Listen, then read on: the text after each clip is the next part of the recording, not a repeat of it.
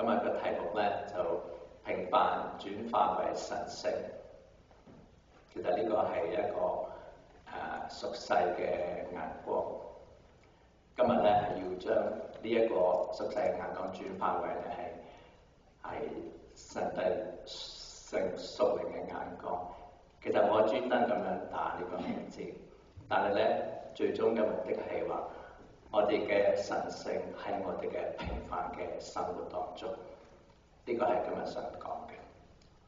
只不過咧將呢個俗世嘅字先提咗出嚟，然後咧弟兄姊妹喺從聽到嘅過程當中，你可以將佢轉化成為神聖喺你嘅生活當中，喺平凡嘅當中，好嘛？由我哋一同起立，我哋一齊誠心禱告。親愛的主，多謝你，你留下聖言讓我哋睇到，你留下聖經當中好多嘅榜樣，讓我哋睇到我哋嘅生命就係如此嘅脆弱。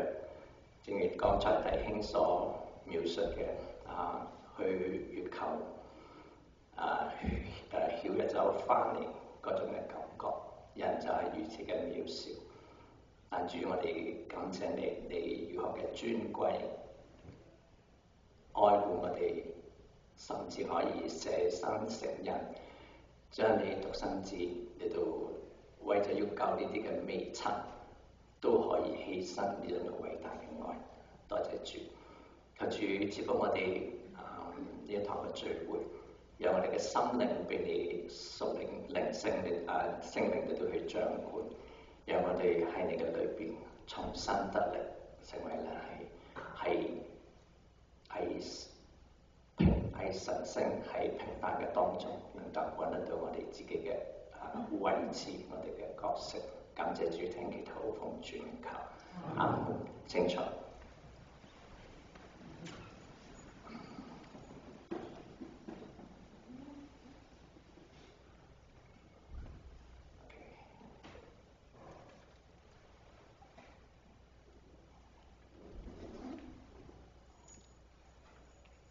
呢個咧個經文，下一陣我哋會再讀。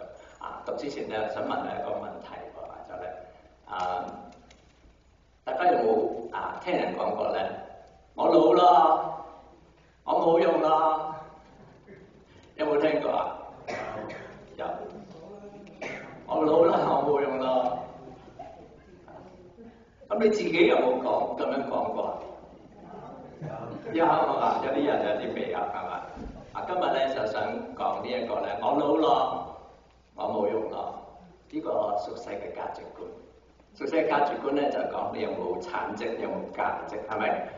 當你老咗之後，你就覺得冇自己冇貢獻、冇能力，你就開始講咧，我老啦，我冇用啦，係咪啊？呢個係俗世嘅價值觀。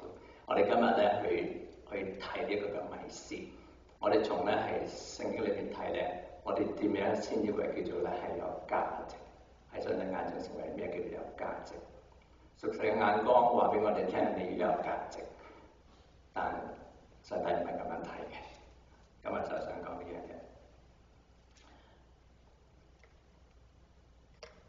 OK， 咁我哋剛才咧牧師都同我哋讀咗呢段經文。喺呢段經文裏邊咧，係講一個咧就係聖經裏邊其中一個係人物叫迦勒，大家知道嚇，迦勒即就邊一個嘅拍檔啊？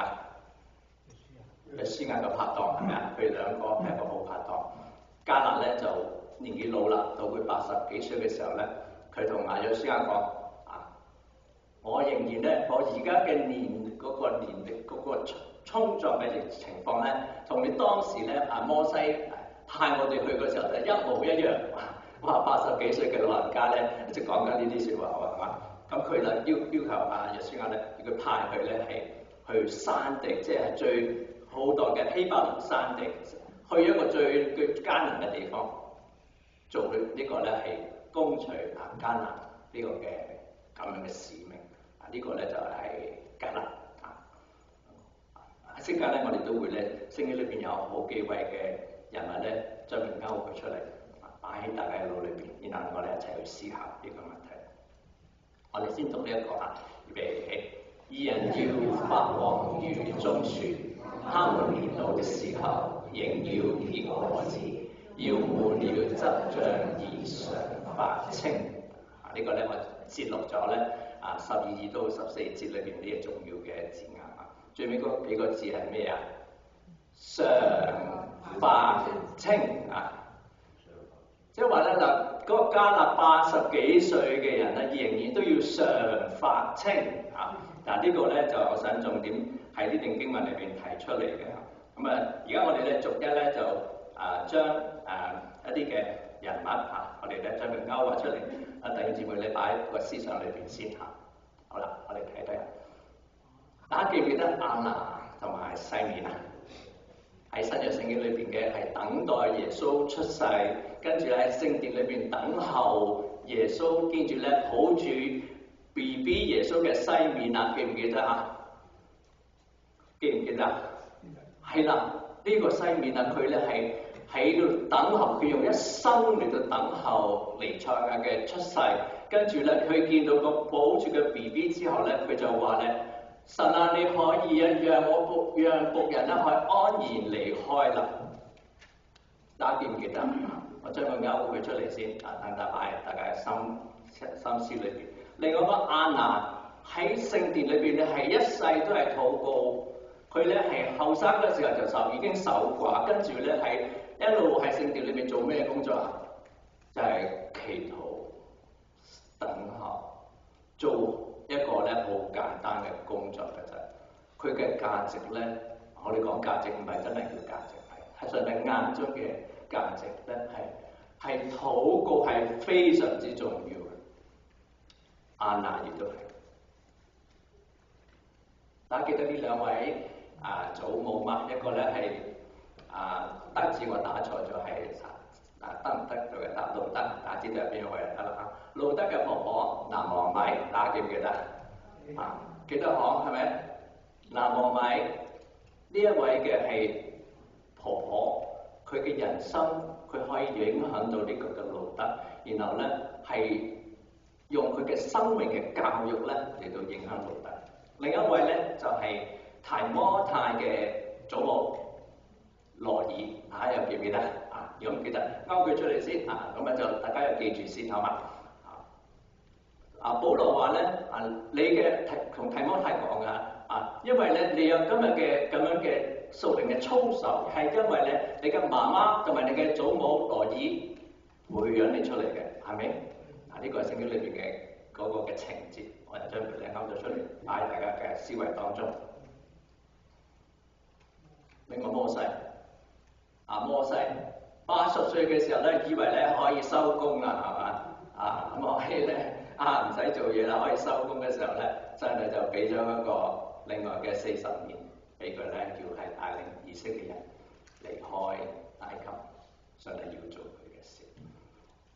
所以弟兄姊妹，你而家80歲嘅時候，你冇覺得你可以收工啦？你仲有好多嘢要做，上帝要俾你去做。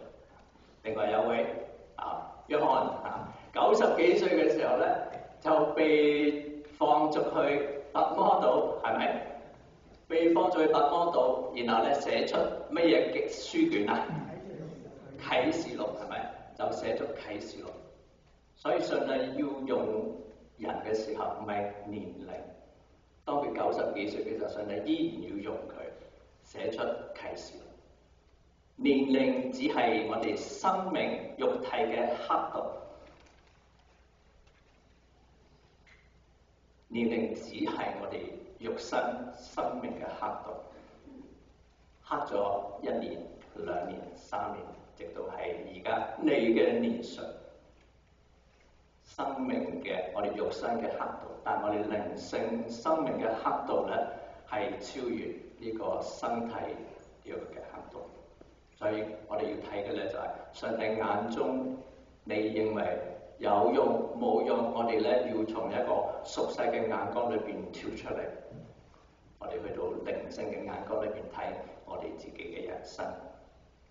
記住呢幾位咯，一陣都會提翻嘅。我會用咧係另一個方式咧去同弟兄姊妹分享屬世人認為嘅5福臨門。大家都聽到5福臨門啦，係咪啊？我哋祝福人哋咧5福臨門。記唔記得邊5個唔福啊？係啦，長壽、富貴、康寧、好德、善終。啊，呢個5個福係咪？我哋從屬靈嘅眼光，我哋再咧係加埋上去，然後睇一睇一個5福對於我哋今日嘅人生裏邊有啲咩啟示？長壽，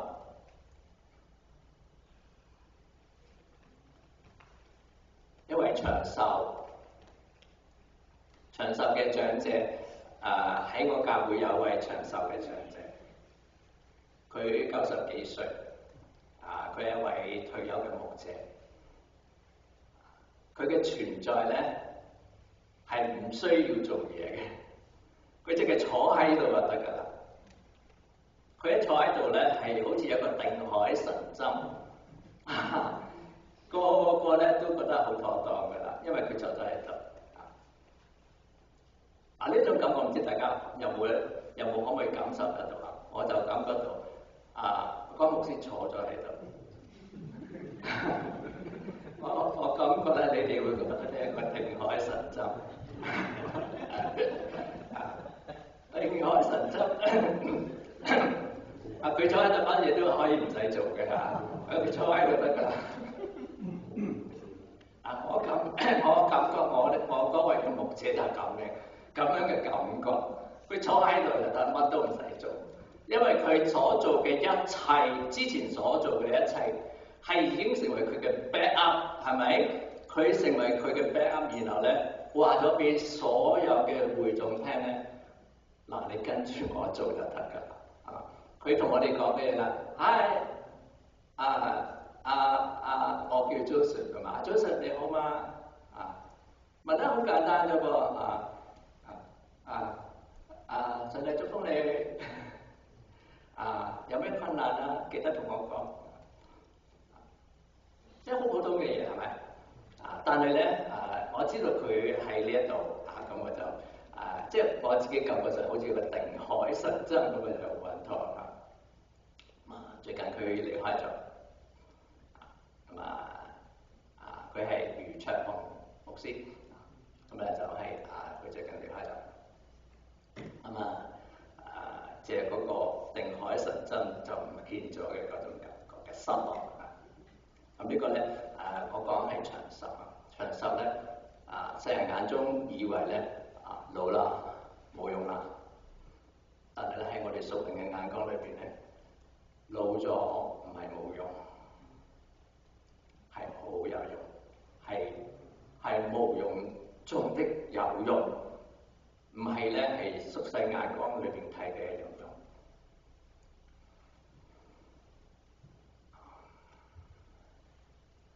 第二點咧就想講富貴，富貴咧就係富即係有錢，貴咧係貴氣、名貴有貴即係唔關錢嘅係啲聲譽或者係一啲貢獻嗰啲嘢嘅。正如咧父母親未必一定有錢，但係可以好富貴，喺個兒女嘅心目中係可以好富貴嗰種嘅貴。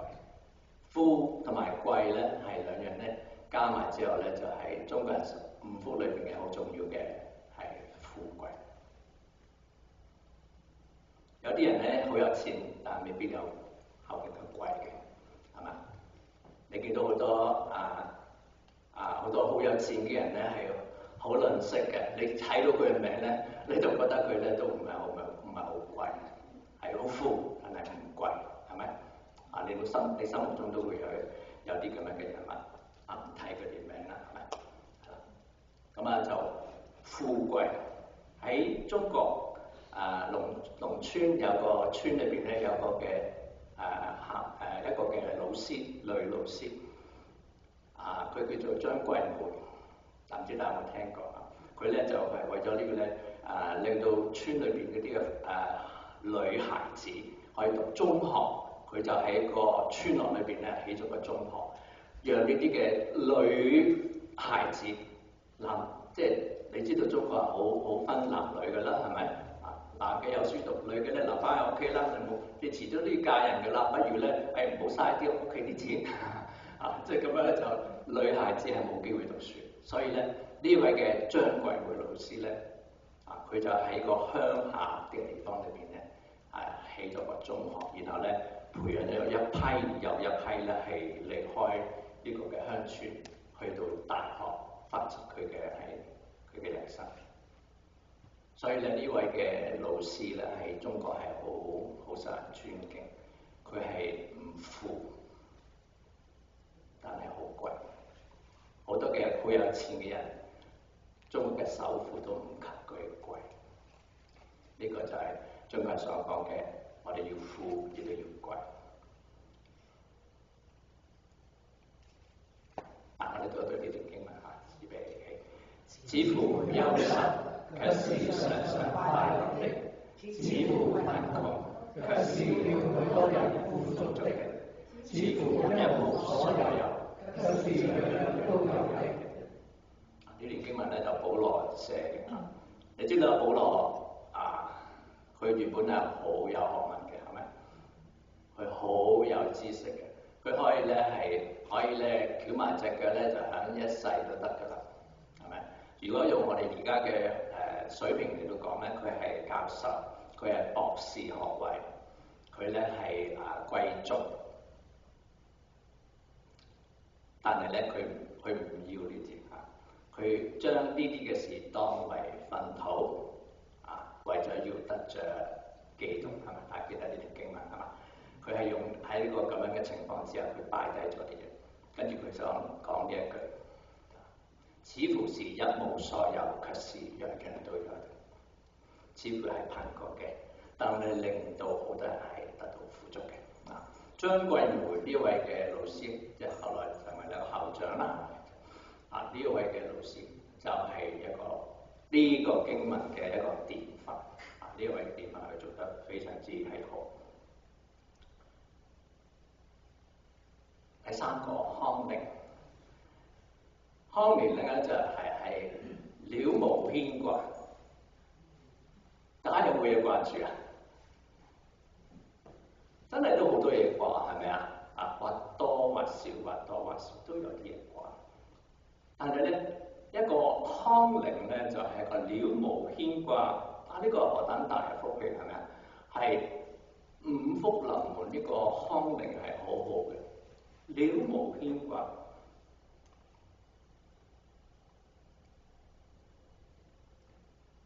大家諗一諗，你心裏邊有冇啲嘅牽掛？呢啲嘢可唔可以擺得低咧？你就諗下。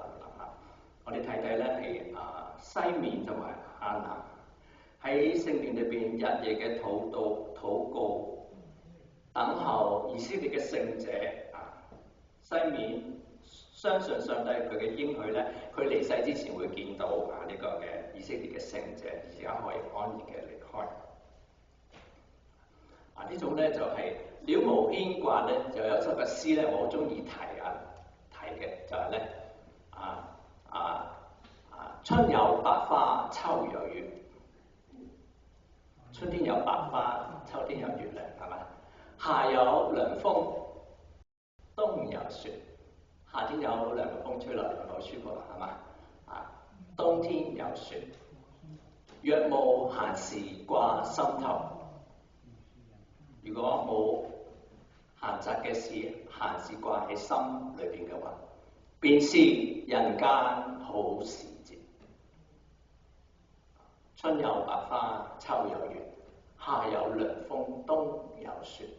若無閒事掛心頭，便是人間好時節。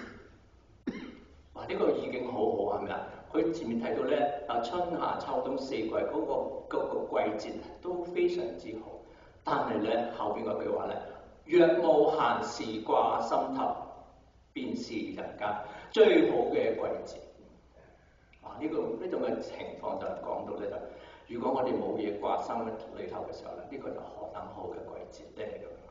弟兄姊妹，如果我哋有唔同類型嘅掛心嘅事，總會有，係咪？今日有，聽日冇，後日可能會有，第日會冇，係嘛？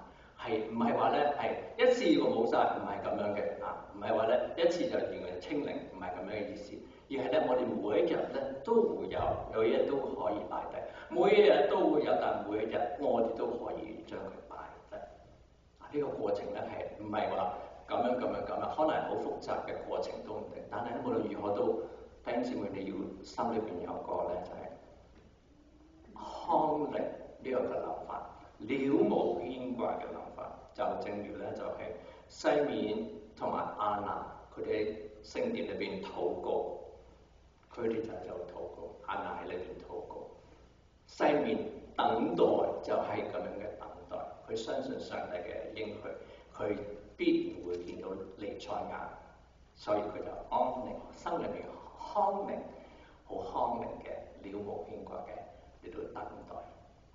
我哋要學習啲嘢好嘛？即係西面同埋係亞拿嘅嗰種嘅，雖然冇乜嘢可以做，但係依然都喺度等待。第三樣咧就係好德，好嘅品德。剛才提到咧係拿俄米，即係路德嘅婆婆拿俄米，同埋咧係提摩太嘅祖母羅爾，兩位嘅人物啊。咁呢兩個人物咧就係呢個好德嘅一個嘅好嘅榜樣。我詳細嚟講啊，後邊我哋留翻少少時間講其他。善終呢個好大件事啊，係嘛？善終係成日我哋鬧人咧鬧得最狠嗰句咧係乜嘢？係嘛？大家都心知肚明啦，係嘛？就係嗰句啦，係嘛？因住你個收邊個幾年啊，係嘛？係嘛？我哋成日都聽到，其實就因為咧善終，我哋都知咧，嗰幾年真係好難捱嘅，係嘛？有時真係好難捱嘅。因住你收邊個幾年啦，呢個善終咧就係講呢樣嘢。但係喺我哋基督徒眼光裏邊咧，善終有另外一個睇法啊。善終唔係話咧係你無災無難，而係你喺災難裏邊依然都有平安啊！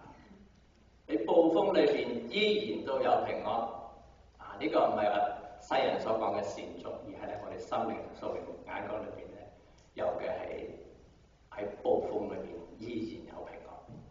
我知道在座有位姊妹咧患咗係cancer， 依然都內心裏邊有平安。呢個就係例子。呢個咧就由靈性引導、靈性主導住肉體嘅生命啦，已經係咪？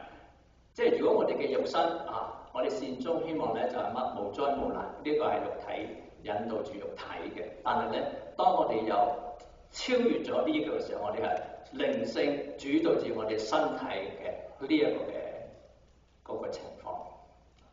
呢個就係我哋基督徒所講嘅善終。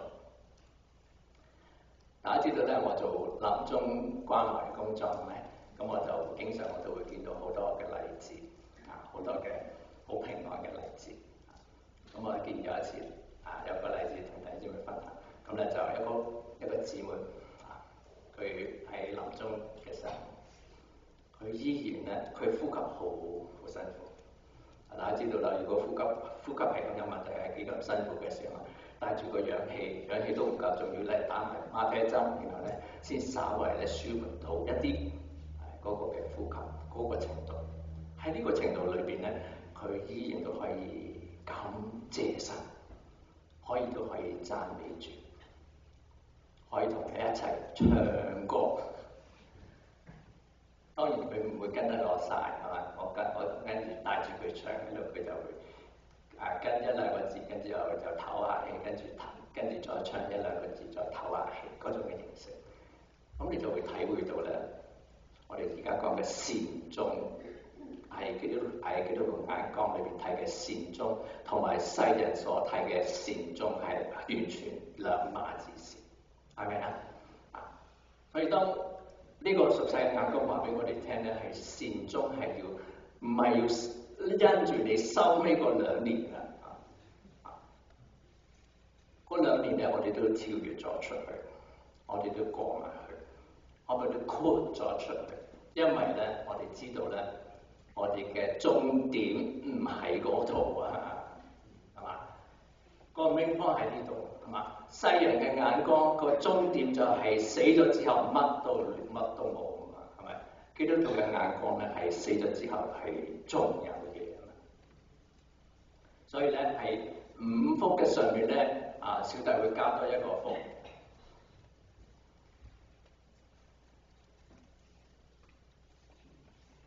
一個超越死亡嘅福，呢個已經超越五福之上。我哋睇基督徒嘅眼光睇五福係唔同，還要加多一個福，就係第六個福。呢個福係超越死亡嘅福。有一次咧，有個我個病人問我，佢都係好虔誠嘅基督徒，咁佢問我佢叫我胡生，胡生，我老人痴呆，我如果有朝一日咧，我連上帝都唔記得，呢個好真實嘅喎，係咪？我連上帝都唔記得，上帝記唔記得我啊？我連咧，我已經信咗耶穌，我都唔記得，我可唔可以入到天堂啊？係嘛？呢啲好現實、好真實，係嘛？咁我就同佢講咧，我哋嘅腦咧，我哋嘅器官而已。大家都有唔同嘅器官噶嘛，係嘛？我哋嘅腦咧係我哋其中一個器官而已。如果咁樣係咪成個睇法唔同啊？係咪啊？我哋嘅腎功能會衰竭，我哋心就會又會有問題，係嘛？我哋其他呢啲都會有問題，包括埋我哋嘅腦咧都會有問題。我哋嘅腦只係我哋嘅身體裏邊嘅一個器官而已。你縱然咧，你唔記得上帝，上帝依然記得你。只不過係你嘅腦嘅功能咧係發揮唔到，腦嘅係只係你嘅器官而已。咁佢哋就感覺到好安慰。咁佢話：咁我老人痴呆到極點都唔怕㗎。老人痴呆真係好凄涼，係咪？好多嘅問題咧係會出到嚟嘅。呢個我哋唔講啦。同弟兄姊妹去分享就，如果你覺得我哋嘅腦好叻，其實真一啲都唔叻。只要有少少嘅腦裏邊嘅電腦嘅個微輸管爆一爆咧，你就知道咩事㗎啦，係咪啊？係啦，微輸管其中一個點一個爆一爆咧，就已經係彈咗啦。我哋嘅腦非常之脆弱嘅，所以咧唔好覺得咧自己好叻，亦都唔好覺得自己好強壯。只不過係你嘅腦裏邊其中一個器官，只不過微輸管爆一爆就已經知道。正如頭先弟兄提到，我哋人去到外太空望翻嚟嘅時候，人其實好渺小，係咪？呢一種嘅渺小嘅感覺，令到你會謙卑落嚟。你冇得唔謙卑，因為你去到外太空咧，下一秒你冇機會呼吸，你一離開個太空艙，你已經死咗，係咪？呢啲係好明顯，亦都好肯定可以知道，人其實好軟弱。我就同各位姊妹講。縱使你唔記得上帝依然記得你。上帝會將你咧好似個 BB 咁樣咧抱喺懷中。呢個畫面咧就係咧我哋第六福呢一個想提出嚟嘅一個畫面。一個超越死亡嘅一個福咧就係你唔使做任何嘢，我哋都唔需要做任何嘢，而係我哋係變成咧係上帝手裏邊嘅少少嘅 BB， 由上帝抱住嘅 BB， 我哋唔需要咧擔心我哋要做啲咩嘢，上帝會做晒所有嘅嘢。咁我就再同佢講，我哋變成 BB 唔係話咧係我哋係脆弱到好似 BB 啊！我嘅意思唔係話咧我哋脆弱到好似 BB， 而係咧上帝喺眼中裏邊。我哋係軟弱無力，都好似一個 BB， 但係依然上帝都會咧係保護住我哋。呢一種嘅感覺。我哋讀一讀呢段經文，OK，呢度跳咗佢啦呢度係預備起。我實在告訴你們，你們若不回轉，變成小孩子的樣式，斷不得進天國。呢度提醒我哋係咪？我哋可以做到嘅嘢，所有啲嘅嘢，其實喺上帝眼中咧，其實都係好少嘅嘢嚟嘅。咁我哋可能有時會覺得奉獻咗好多，但係呢啲嘅錢喺邊度嚟嘅？可能我有好多嘅黃金，但係原來啲黃金都喺地球裏面掘出嚟啫嘛，係咪？我哋可以諗就係俗世嘅價值觀，就係你擁有幾多，你擁有幾多。但係喺上帝眼裏邊咧，就係另一樣嘢，一陣會睇到。喺我哋經常去安息禮拜嘅時候，我哋經常見到呢個字嘅係嘛？一個咧叫做息怒歸主，主懷安息係咪？咁前兩日咧我就負責一個嘅安息禮拜，呢個安息禮拜係特別啲嘅佢唔係信徒嚟嘅，但係咧佢離開之前咧，佢就有個感召，佢同佢太太講咧，我走咗，佢唔係基督徒咁佢話我走咗之後咧，你記得揾個牧師咧幫我咧係講幾句嘅。佢唔知道咩嚟講幾句咁我就前幾日我就去負責呢個咁類似咁樣嘅安息禮拜，唔係一個安息禮拜係一個 celebration life celebration， 一個生命嘅祝福，一個嘅慶祝類似咁樣嘅。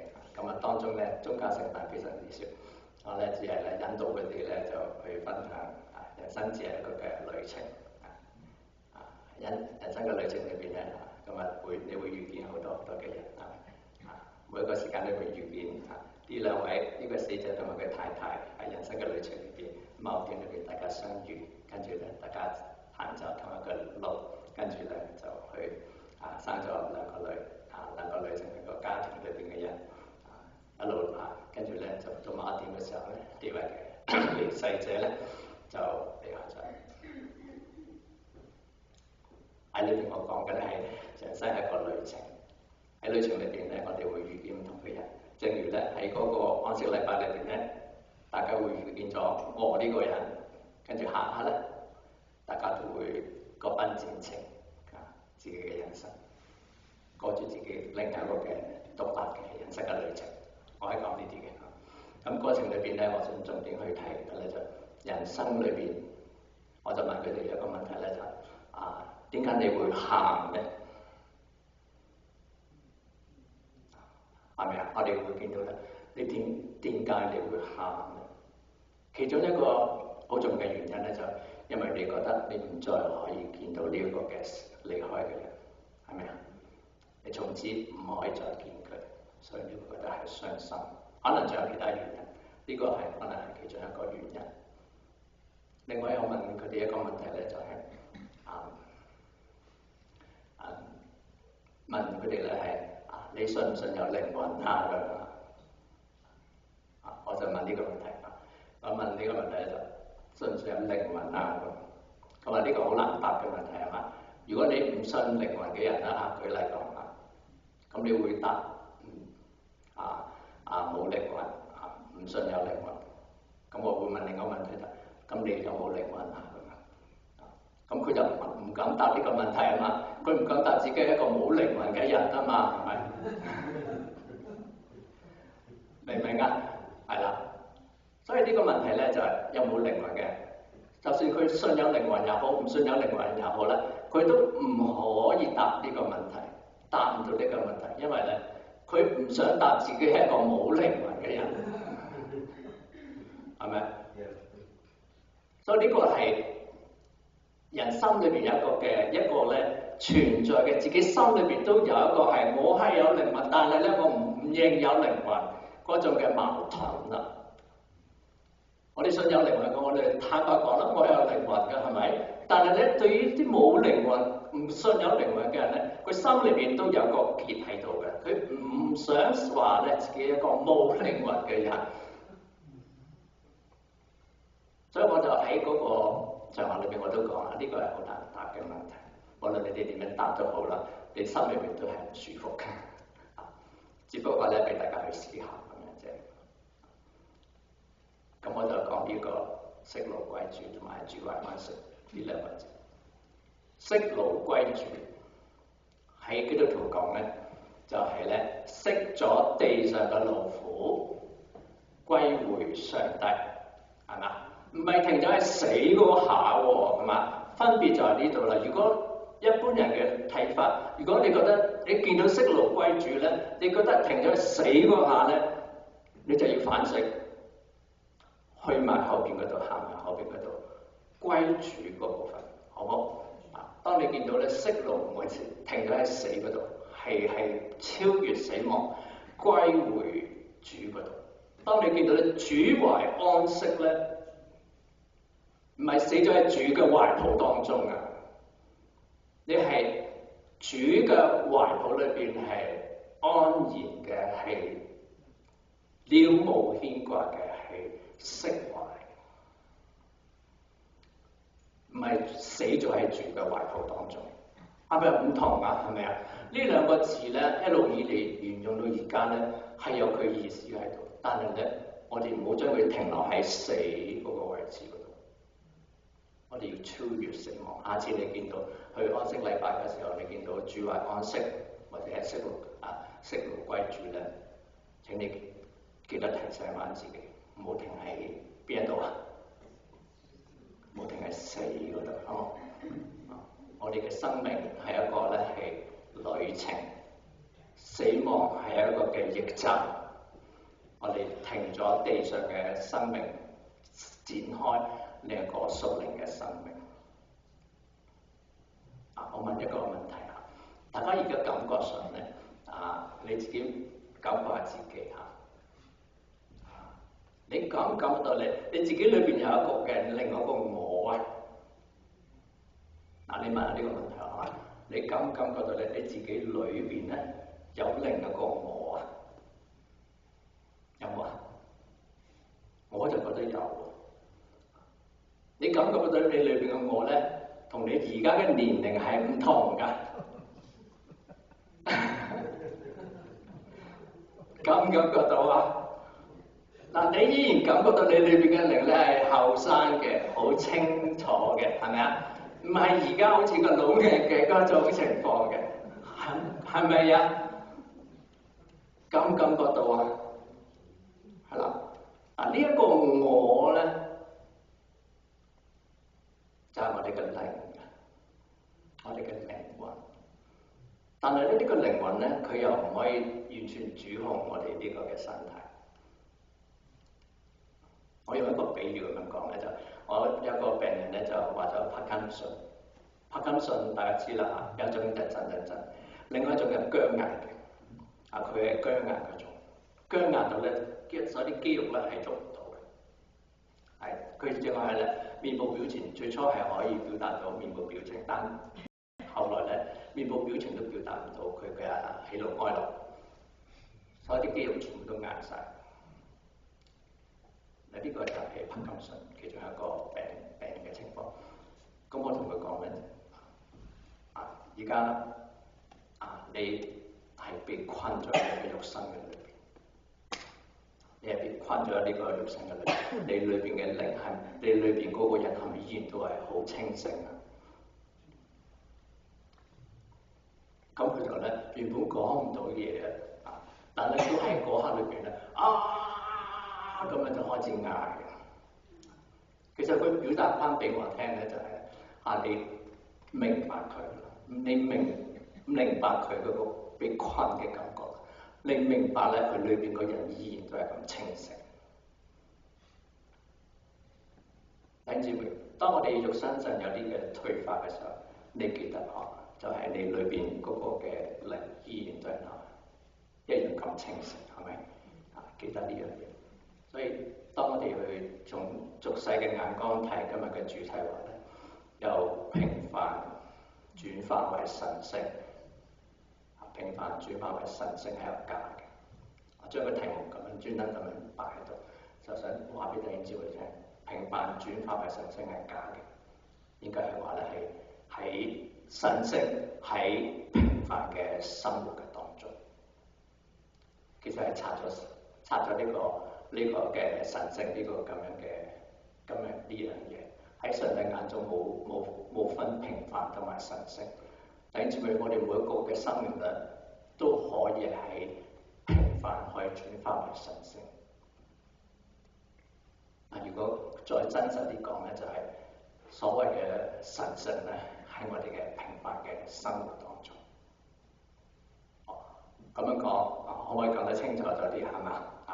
希望弟兄姊妹可以理解到咧，就係我哋嘅生命無論點樣脆弱都好，記得我哋嘅生命係有價值嘅。世人講嘅價值係咩咧？你有冇利用價值？係咪啊？你有冇咧係生產價值？有冇經濟價值？有冇貢獻？呢一啲咁嘅嘢叫做價值。上帝講咧，大家記唔記得有佢講咧？你有良善又忠心嘅僕人，可以進來與我一同作席了。大家記得呢段經文嗎？上帝嘅標準咧就係唔係你有幾多嘅產能，而係你有幾多嘅良善同埋忠心。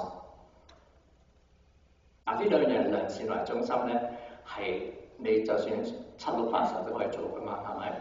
你無論幾老都可以做。良善係你嘅生命好德嘅，頭先5福裏邊好德嘅本能嘅流露。忠心、良善，呢個係每個人都可以做得到，所以上帝好公平。好公平咧，就係我哋每個人都可以做得到，無論你係幾多歲。身體點樣需要都可以做得到。如果身體俾你有加勒咁樣嘅80歲依然有咁強壯嘅體格，你就衝鋒陷陣啦，好嘛？你就衝鋒陷陣啦。如果你咧冇加勒咁嘅體格，咁你就學咧係西面同埋另一個意見喺聖殿裏邊祈禱嗰兩位係咪？守候、禱告、等候。如果你係年紀老，但依然都係可以將你嘅品德嚟到影響你嘅下一代，就好似咧係羅爾即係提摩太嘅祖母羅爾，同埋咧係路德嘅婆婆拿俄米一樣，用你嘅生命咧去影響你嘅下一代啦。如果你到咗70、80歲，你認為可以收工嘅時候咧，你記得啦，嗰陣時咧摩西啱啱先開始出嚟做嘢嘅啫，所以咧就係要係佢80歲嘅時候咧先至你出嚟帶領以色列出埃及。所以咧，你覺得你80歲可以收工咧，你就記住啦，冇呢回事㗎。如果你到90歲，我冇嘢做啦咁啊，你記得邊個？記得約翰記得約翰被流放到去拔摩島，上帝依然有工作要佢做，就要寫出嚟係啟示錄。所以我哋無論冇邊一個年紀，邊個年齡，我哋今日要咧係要拆咗嗰個咧俗世嘅假嘅嗰個唔知咩啦即係總之會好多時我哋都會被影響嘅，因為我哋老啦冇用啦即係嗰種嘅嘢喺我哋屬靈嘅眼光當中，我哋嘅眼光唔係你有冇價值你有冇忠心，有冇良善，你都做你自己嗰份嘅做你自己個角色。好，睇到弟兄姊妹，我哋183章就係從今日開始，你唔好再講冇用咯，我冇用咯如果你再講咧，就你要請牧師同埋執事食飯。記住啦再講咧就你請牧師同執事食飯。如果牧師同埋執事講咧，佢哋請佢哋翻屋企，面壁思過，跟住咧就寫好似嗰個神學家叫咩啊？一時唔記得，寫懺悔錄嗰位牧師記唔記得寫懺悔錄嗰個一時記唔到先啊！插嚟睇下先。奧古斯丁但奧古斯丁寫懺悔錄㗎嘛，係咪佢咧寫咗好厚嘅書請牧師同執事，如果你講我已經老啦冇用啦，咁你就翻屋企面壁思過琴日寫呢個奧古斯丁仲要厚一出串嘅懺悔錄結束嘅時候咧，想同你哋分享一個好普通嘅一個人物咧，就係勞倫斯弟兄之後我哋就結束咁勞倫斯弟兄咧就係一個呢本書唔係佢寫嘅。勞倫斯咧就係喺一個天主教神學院裏邊咧，喺廚房裏邊咧做咗30年咧係雜工嘅一個弟兄。即係佢做咗30年喎，你諗下落係嘛？佢嘅冇乜學問㗎啦，係咪？佢只係咧可以做咧廚房嘅打汁炒下嘢咁嗰啲咁樣嘅生活，非常之普通嘅一個人。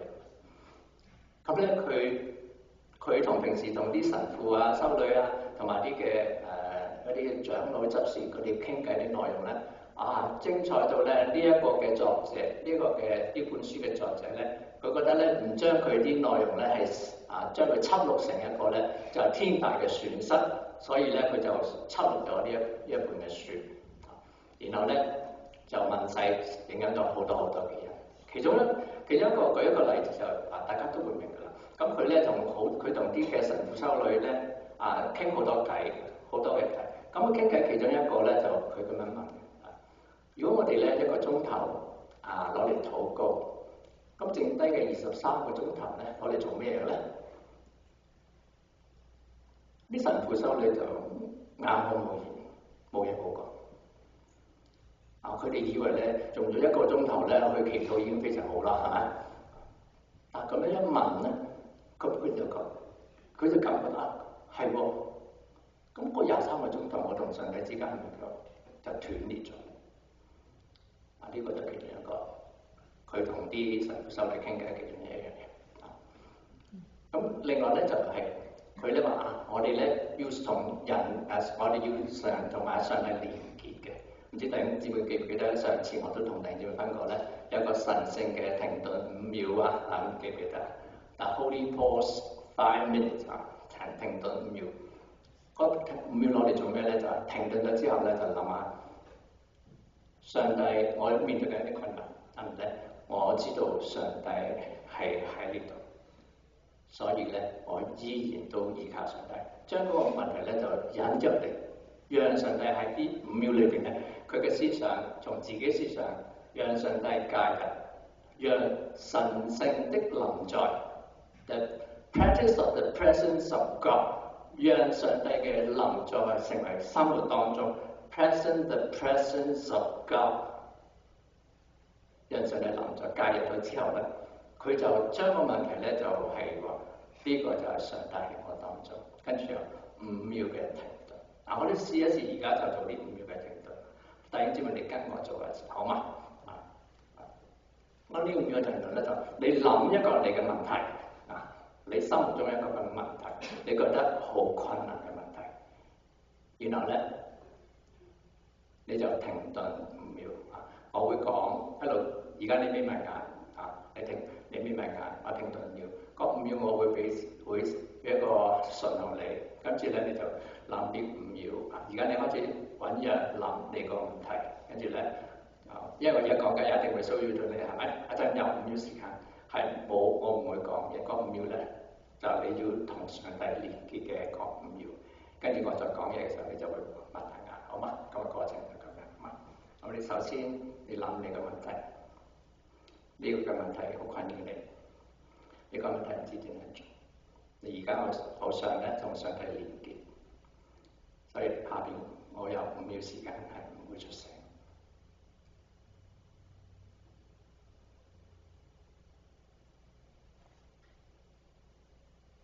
好啦，請大家擘大眼係啦，好，可以擘大眼啦咁呢個5秒咧就係呢個弟兄羅倫斯弟兄所講嘅5秒嘅停頓，就讓上帝介入，跟住咧喺當中咧你有啲嘅思維讓上帝同你連結咗咁其實就純粹嘅即係呢位弟兄嘅嗰個影響咧就唔講啦其實最主要目的咧就想話俾弟兄姊妹聽，我哋點樣平凡都好，好似平凡到好似羅倫斯弟兄一樣咁平凡都好，但係喺上帝眼中咧，佢嘅平凡，佢嘅神聖就喺平凡嘅炒菜、洗碗嘅當中。